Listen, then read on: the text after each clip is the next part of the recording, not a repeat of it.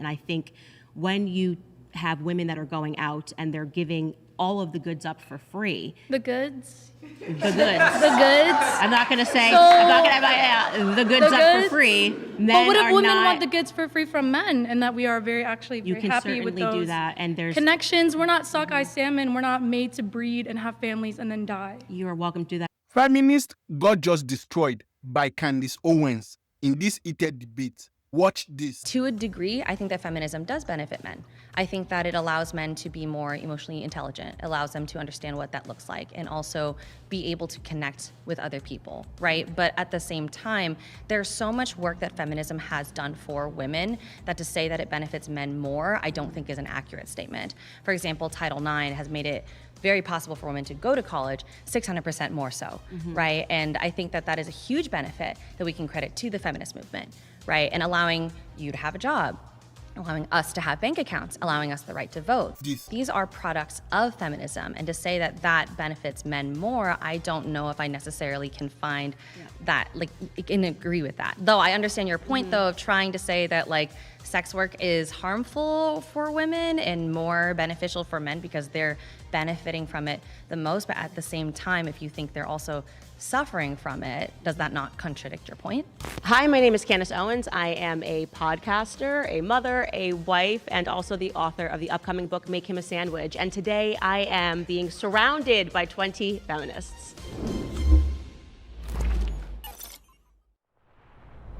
My final claim is that feminism has made things easier for men.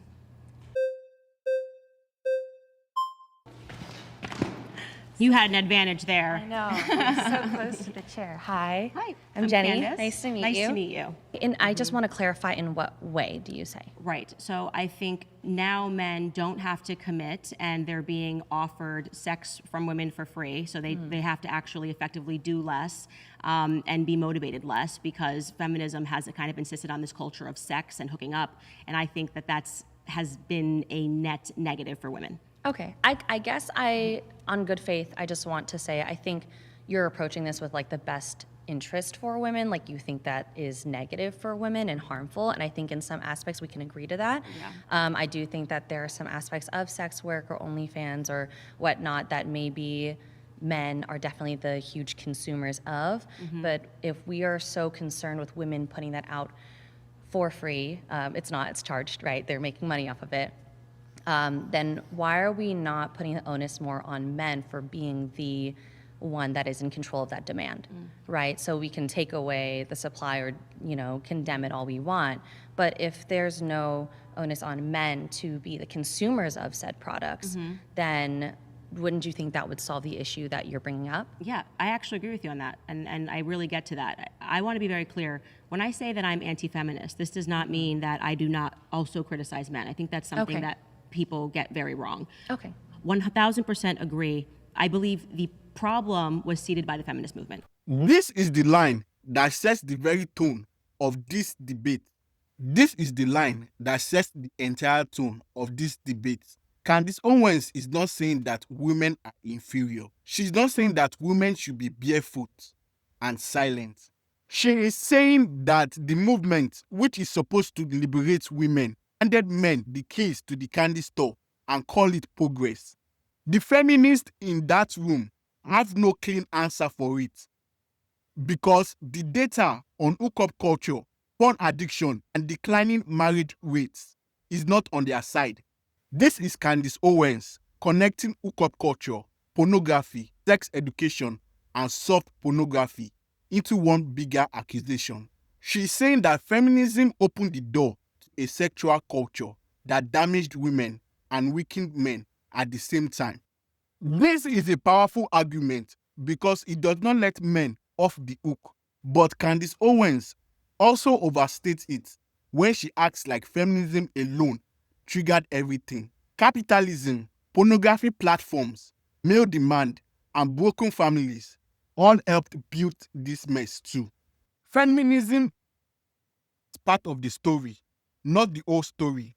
The panel is about to get much more personal. And what the next challenger says is genuinely going to surprise you. I think the sex revolution and telling women, I mean, literally these people were protesting, they didn't have their shirts on, and this used to be just, your grandparents couldn't even imagine this, like women walking down the street and having their boobs out and their butts out on Instagram. And it created an environment where men then had to work harder for a woman's affection, for a woman to take her clothes off. Sex education in the classroom, there's this huge myth that people were just doing it, like, you know, oh, we might as well teach them because the children are just doing it. Actually, before they introduced sex education, the majority of high school graduates were graduating with their virginity intact, and then within 10 years of sex education, we saw a reversal. So I'm saying feminism actually seeded the problem, and now the problem is bad, and it's also bad for men. It's harmful for men to be constantly exposed to pornography and soft pornography, and I think it actually, in many ways, emasculates men. I don't think it's good for men to have addictions to pornography, and they are more biologically hardwired to want to look at that stuff. Okay. But I would say they are the main social benefactors of that culture because, well, first and foremost, as we're talking about women who have to kind of pick one or the other or try to manage both, and can we have it all? Like, no, you can't have it all. Like there, and that's what I was trying to say when I was being filibustered before, is that on a day where I really feel like I gave a little bit more to my career, I ache because I go, okay, but like now I feel like I didn't give the same amount to my children. And it's a constant push and pull, and it never feels enough. I understand like what you're saying, but I also, like, to a degree, I think that feminism does benefit men. I think that it allows men to be more emotionally intelligent, allows them to understand what that looks like, and also be able to connect with other people, right? But at the same time, there's so much work that feminism has done for women that to say that it benefits men more, I don't think is an accurate statement. For example, Title IX has made it very possible for women to go to college, 600% more so, right? And I think that that is a huge benefit that we can credit to the feminist movement, right? And allowing you to have a job, allowing us to have bank accounts, allowing us the right to vote. These are products of feminism. And to say that that benefits men more, I don't know if I necessarily can find that, like, can agree with that. Though I understand your point, though, of trying to say that, like, sex work is harmful for women and more beneficial for men because they're benefiting from it the most. But at the same time, if you think they're also suffering from it, does that not contradict your point? Yeah, so I disagree on the fact that, and we do agree that more women are going to college, more women than men are graduating with college degrees, and despite that, people are saying that we still live under a patriarchy. Women are free to start their own companies, women are free to pay women whatever they want to pay. Women could hire, and in some cases do hire all women. And so I don't really understand, which wasn't your argument to be fair, the idea that even with all of that freedom, women are still not able to achieve what men are able to achieve. I think college education actually has increased women's stress. And I'm talking about in terms of how expensive it is. And I know you're gonna then say, well, the solution to that is we have to then move the goalpost. And I'm guessing Well, here. no, You could, I mean, but like college yeah. should be free. Everything should be free. He thinks. Well, I think we just need more free stuff, and obviously nothing's free. We're just gonna Yeah, tax us. if I until could interject, 100%. I just Yeah, want you to say, can. I think the issue that we keep coming back to is that you believe that women would be happiest in the home where they don't have to work. And I think most people in general probably wouldn't want to work anyways. But I think the main issue that we keep avoiding is that this is not an issue created by feminism. This is an issue created by capitalism. Yeah, so I've heard this argument that it's an issue created by capitalism. But you don't agree. You think feminism is the greater issue than the I system think that that now needs us the to spend more money issues- to live. Well, we have to spend more money to live. Right. I think in large part because feminists got duped by the government. And I think Okay. we just keep further enslaving ourselves to the government. I'm not a person who believes in big government. And yet Okay. you find that feminists and male feminists, as a person who just sat here did, are constantly like, well, we can deal with the college issue, we just need more government. We can deal with the, needing to have more benefits, we just need more government. So it's like, okay, let's just tax every household 100%. And I'm trying to prevent that. And I'm saying that there was a time in America, and what's aspirational for me is I was, raised in part by my grandparents. They were very happy. They were just, I lived in that environment of what that looked like. And I think for many of people who didn't grow up there, feminism has taught us, and I say this as someone who had to take feminism 101 courses when I was in college, that it was like this nightmare, and people weren't happy, and people were suffering, and women were People just were suffering. People, were being forced, and that there weren't actually these things that just marriages that worked, that the women actually weren't disempowered by being the CEOs of their households. Well, allowing women to have more choice and freedom right, and pause. agency to leave.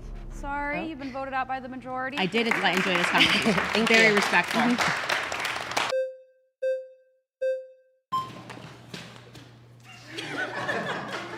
I'm Miss Owens. I loved that entrance. How are you? Nice to meet you. It's Nice to Audrey. meet you. Yes. Nice to meet you. Well, I was thinking that a lot of your claims are very contradictory, saying that we live in a matriarchy, that men benefit from feminism more. I would like to understand why, again, you think that men benefit from feminism more? Basically, because men don't have to commit to women. Men are still able to do what they're doing, and they are allowed to basically step away from all of the responsibilities of what it really meant to be a man and lead a household. And that's in large part, I think, due to the sexual revolution. I mean, is it really bad that we don't have to give men the chase? Don't they have gratification from chasing us? Like, it's a hunter versus prey situation to me. So I feel like a lot of relationships, especially back then, were based on trying to get to home run, like, very fast. And now that we have the freedom to not commit and not tie ourselves to one man for the rest of our life, I just don't necessarily think that's bad. I just don't think the revolution has decreased our value. We're not chewed gum. Is what nobody in that room wants to say out loud. Candace Owens and Audrey are actually describing the same problem from opposite sides. Both of them are worried about women being devalued. They just disagree on what caused it. Audrey thinks the solution is more freedom. Candace Owens thinks more freedom without accountability is what created the devaluation in the first place. Neither of them is entirely wrong, but only one of them is willing to follow the argument to its uncomfortable conclusion. And what happened next to Zella Stone is the most honest moment in this entire video. And that is the one that completely validates Candace Owens' core thesis without Candace even having to argue it. We're people who value connection, and sex doesn't always have to have this deep meaning. It is just connection and intimacy between two people who trust each other. And why do we have to deny women that gratification? Like, men, you say, that are wired to want that. Why not women? Why? Well, we again, I go back to just our basic biological differences. There was a really interesting book that was done by a biophysicist. He, I think, recently passed away, named Edward O. Wilson, where he just sort of breaks down the biological arguments. Basically, he looks in the wild to see the behavior of animals. His thesis is just that you basically can never beat your own biology. And then he kind of compares it to what we see here as just humans and our social interactions and things that have been abundantly clear when you look at every civilization over time, whether it's from, 400 BC to LA today. What are these habits that you can see that never go away? And people coming together and starting families is one of these things, because we are biologically wired to find a family, to settle down, and to have children. I'm just saying that when it comes time for you to find a partner, you may find yourself in a circumstance where men don't value you as high, because men like you spoke to, men like to compete. They like to feel like they've won something. I'd like to deprive men of that because they don't need to have that. Sure. That's actually But you did bring up yeah, and that's what you say, that men are, essentially predatory, and we have the goods that we have to keep from them. Oh, I didn't mean the goods in a bad way. But that's such an objectifying way, the goods, the grocery goods. Honestly, I think that that's just kind of we don't have value colloquial in that way. We have value songs in our today. Soul. I think we people, have value apart from Yeah. how many people we sleep with, how many, you also devalue education for women. And I think that's very interesting, because you're also a very educated woman. And in a lot of ways, this is just like an observation. You devalue yourself a lot. I definitely do not feel like I'm devaluing myself. Make him a sandwich? Yeah.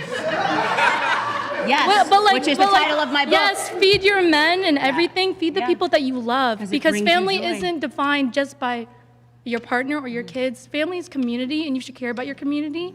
And understanding that, I just don't think you really care about the community that much when you're pushing this rhetoric of devaluing women so much to stay in the kitchen, stay within the homes. And also saying that they're wasting money on college when education is very important. There's a lot Right, of female pause. scientists. Pause. There's You've been so much voted that I out. want to say. Sorry. You've been voted out. Thank you very much. Thank you very much.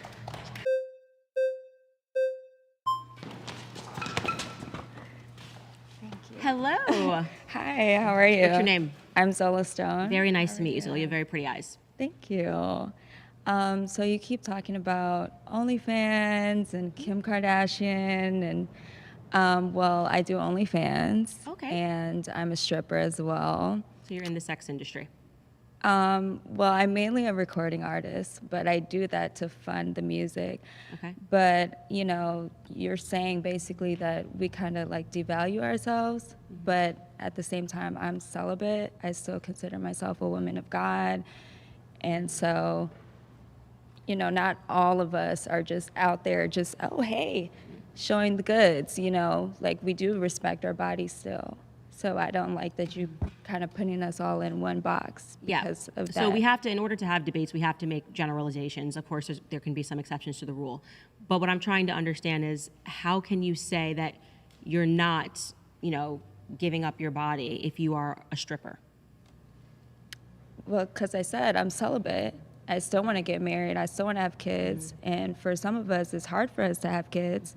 And I've also dealt with sexual abuse since, you know, so I wasn't doing any sexual work as, you know, and still went through things like that. Yeah. So Would you agree with me that if you could, like, that wouldn't I have... went to college for music production. For music production. I went to LA recording school. Okay, so did you decide to be a stripper because of economic restraint or because of freedom?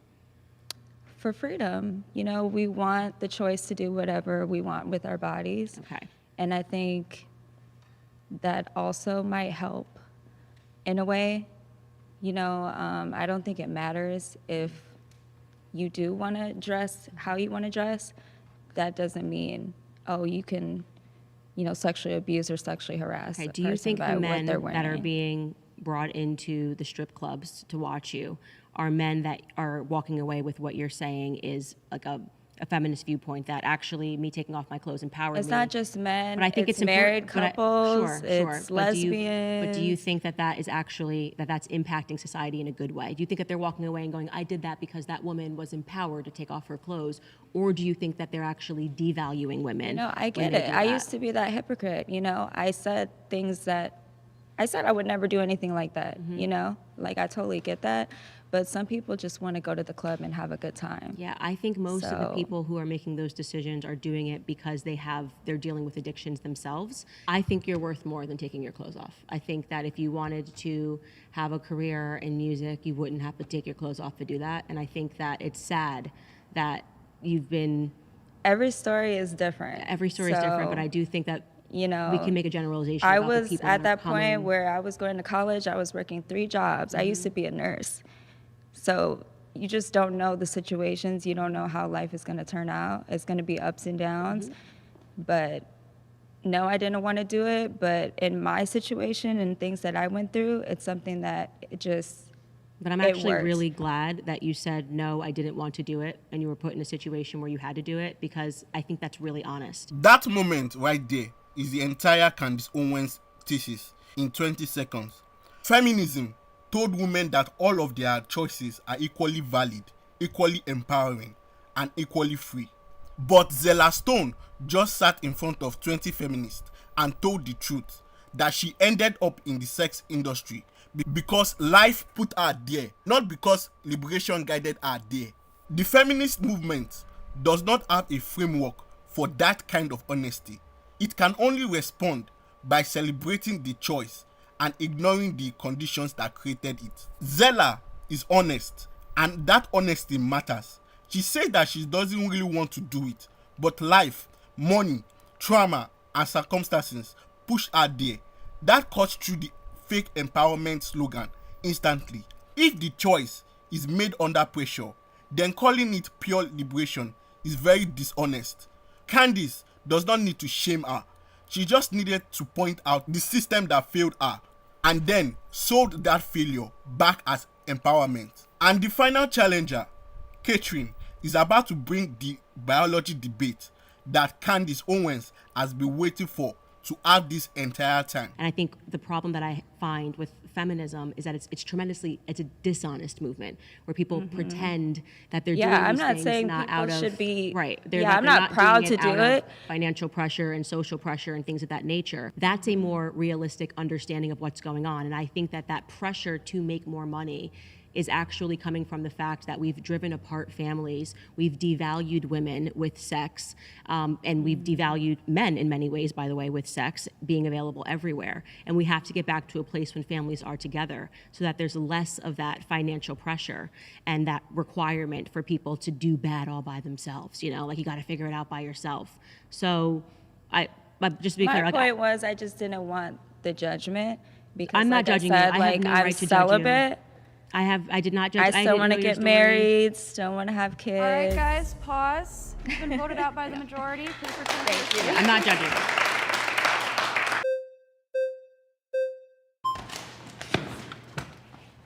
Hi, Hello. nice to meet you. I'm Nice to meet you, Catherine. Catherine, Candace. I would argue that our biology does not have as much of an effect on the things that we choose to do with our careers, with our life choices, as you think it does. Our closest ancestors are chimps and bonobos. Bonobos are matriarchal, chimps are patriarchal. So, and our previous societies have run egalitarian for millennia. It's not been this inherent desire for men to rule a certain way and women to rule another way.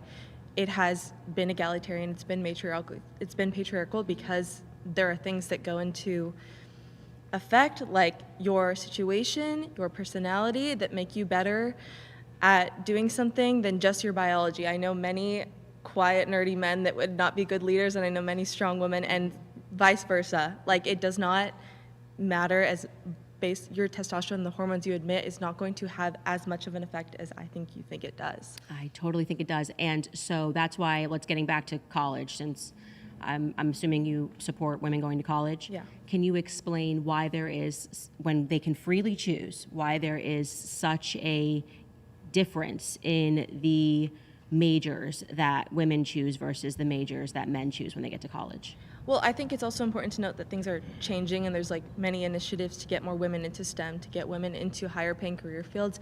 When women have been kept out of these fields for so long, it's a slow and steady race to get them there. It's not that women are not choosing them. They're slowly learning that this is okay for them to choose. There's more women in STEM, there's more lawyers, there's more women.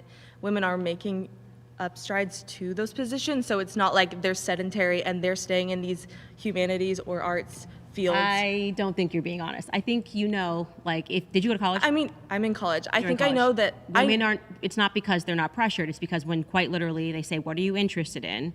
Women flock to certain things. They just do. We do. We as a whole do. It tends to be, and this is because we are biologically wired, and even when a child is born, when a woman, like a female a child versus a male child, the girls start speaking faster and they speak more words. Just a fact, right? For the rest of their lives. Like my daughter started speaking, and this is not anecdotal, but I'm giving you an anecdotal example of something that is a real fact. So there's just a biological proclivity there that women like communication. And you see that followed all the way, as an example, into college. Women are drawn toward these careers that are compassionate, emotional, and communicative, which is why you'll see women flooding journalism. That's why even when you see women that are finding success, they are typically in careers that are communicative and compassionate. Women that will say, I want to do psychology, I want to do children's psychology. And so even at the same time that women are saying that they're running away from their biology, so to speak, they are still exhibiting that they very much believe in these determined biological characteristics that I think are something that's just never going to go away. Right, but I would also bring up that the way that young girls are given dolls, young boys are put in sports. These things that kids learn at a very early age are very impactful in what children like and pursue in the future. It's not simply that I don't think there's a biological gene that women like fashion and men don't. That's why we do see men in fashion. That's why there's actually, at the top of all these fashion houses, a lot of men are in successful positions in fashion. The way in which you teach children to explore creativity and to play, and what we put women in pink rooms and little girls in pink rooms and boys in blue rooms. That has an effect. So, and I'll tell you why I disagree. And I know because I had my children back to back that there's a blur here. So I never had to separate them and say, you play with this, you play with that. They were growing up with their toys. I mean, 1 year apart, my daughter and my son. They just are interested in different things. And this is one of the, I think, lies of feminism. And when you actually have children, there may be some exceptional child, but I am telling you, my boy's first word was car. He is obsessed with trucks. He's obsessed with cars. I did not do that. Every parent watching this clip just nodded, because this is the argument that no amount of academical theory survives contact with an actual child. You can debate socialization and pink rooms and gender norms in a lecture hall all day long. But when you put a toddler in a room with a truck and a door and watch what happens, repeatedly, across millions of households, across every culture on earth, the data tells you something that this feminist movement has spent 50 years trying to explain away. Candace Owens didn't win this debate because she's a better debater than 20 people. She won it because the argument she's making is one that is real lived experience, keeps confirming, and the panel never found a way around that. What do you think? Let me know in the comment section below. That is all for now, everyone. If you have enjoyed this breakdown, give it a like, share and subscribe. It really helps the channel. And also, don't forget to like the video, hype up the video, share and subscribe. And I'll see you all in the next video. Take care, everyone. I don't like having to answer his questions about cars. I don't like having to answer his questions about trucks because my biological proclivities are not designed. I'm just not feeling passionate about engineering, wanting to know how everything works. You don't recognize that, and this is, I think, one of the worst harms of feminism, because I was a feminist when I was in college, or I at least thought I agreed with the movement, because you don't have the family yet. So when they make these arguments that you're making, you think that that's real. You think, oh, well, it's just because you're not giving the child the Barbie doll that they don't love Barbie dolls, and that's not a reality. Can I counter We are that? just quite literally different. All There right, are I'm so many- sorry. I'm so sorry.